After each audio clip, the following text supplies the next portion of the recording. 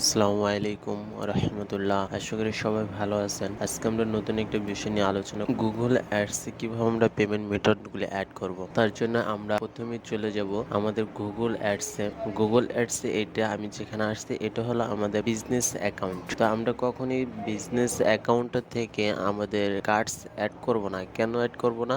কারণ আমরা business account থেকে এক বা একাধিক অ্যাড রান করব। তো কোনো একটা অ্যাকাউন্টে যদি টাকা না থাকে তো সেক্ষেত্রে আমার এই বিজনেস অ্যাকাউন্ট থেকে টাকা কেটে নিয়ে যাবে। তো যদি আমরা এখান থেকে অ্যাড করি এখান থেকে টাকা কেটে নিয়ে যাবে, তা আমরা এখানে কার্ড অ্যাড করব না। তো আমরা কার্ড অ্যাড করার জন্য প্রথমে আমরা আমাদের অ্যাকাউন্ট থেকে এখানে বিজনেস অ্যাকাউন্টে এখানে এসে আমরা পার্সোনাল অ্যাকাউন্টে আমরা কার্ড অ্যাড করার জন্য এখান থেকে আমরা ডান দিকে এখানে আমাদের পার্সোনাল অ্যাকাউন্টে চলে যাব। আমি এখান থেকে আমার পার্সোনাল অ্যাকাউন্টে ক্লিক করে দিচ্ছি, একটু সময় নিতে পারে। এরপর আমার পার্সোনাল অ্যাকাউন্টে চলে আসলে এখান থেকে আমরা আমাদের পার্সোনাল অ্যাকাউন্টে আসার পর আমরা এখানে বিল্ডিং বাম দিকে এই বিল্ডিং নামে যে অপশনটা আছে আমরা এখানে ক্লিক করব। এখানে ক্লিক করার পর আমাদের এখানে চলে আসলো পেমেন্ট সেটআপ নামে আমাদের অপশনটা চলে আসছে। তো আমরা এখানে প্রথমেই কান্ট্রি রিজনটা সিলেক্ট করে দেবো। তো আমরা যেহেতু বাংলাদেশে আছি আমরা এখানে বাংলাদেশের কান্ট্রিটা দিয়ে দেবো। এরপরে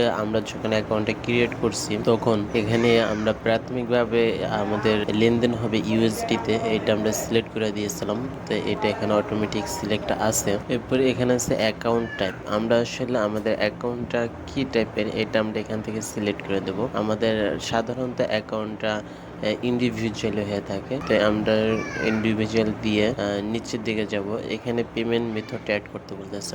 আপনি মাস্টার কার্ড ভিসা কার্ড যেটা আছে ডুয়েল কারেন্সি সেটা এখানে আপনার কার্ডটা অ্যাড করে দিবেন। আমি এখানে আমার কার্ড নাম্বারটা দিয়ে দিচ্ছি। কার্ড নাম্বারটা দিয়ে দেওয়া হয়ে গেলে এখান থেকে আপনার কার্ড এক্সপায়ার ডেট সিপিভি দিয়ে দেবেন। এরপরে লোকেশনটা দিয়ে অ্যাড্রেসটা এখানে দিয়ে অ্যাড্রেস দেওয়া হয়ে গেলে এখান থেকে সিটিটা সিলেক্ট করে দেবেন।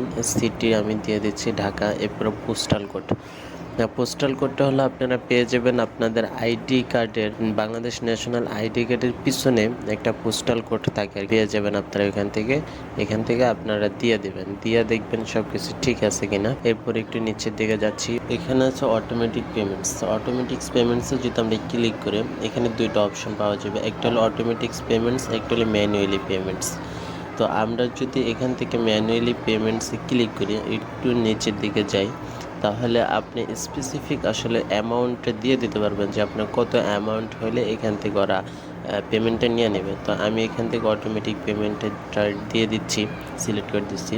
এরপর আসছে ট্যাক্স ইনফরমেশন বলতে বাংলাদেশি আইডেন্টিফিকেশন নাম্বার, এটা অপশনাল। যারা বিজনেস করেন যাদের বিজনেস কার্ড আছে ট্যাক্স ইনফরমেশন ডকুমেন্টস আছে তারা বিন নাম্বারটা দিয়ে দিবেন এখানে। তো যেহেতু এটা অপশনাল আমি এটা দিচ্ছি না, তো এটা না দিয়ে আমি সব কিছু দেখি আবার একটু চেক করে নিই সব ঠিক আছে কিনা। সব কিছু ঠিক আছে কিনা আমি আর একটু চেক করে নেবেন। চেক করে নেওয়া হয়ে গেলে এখানে নিচে দিকে দেখেন একটা সাবমিট নামে অপশন আছে, এখানে ক্লিক করে দেবেন। তো এরপর একটু সময় নেব কার্ডটা অ্যাড হওয়ার জন্য।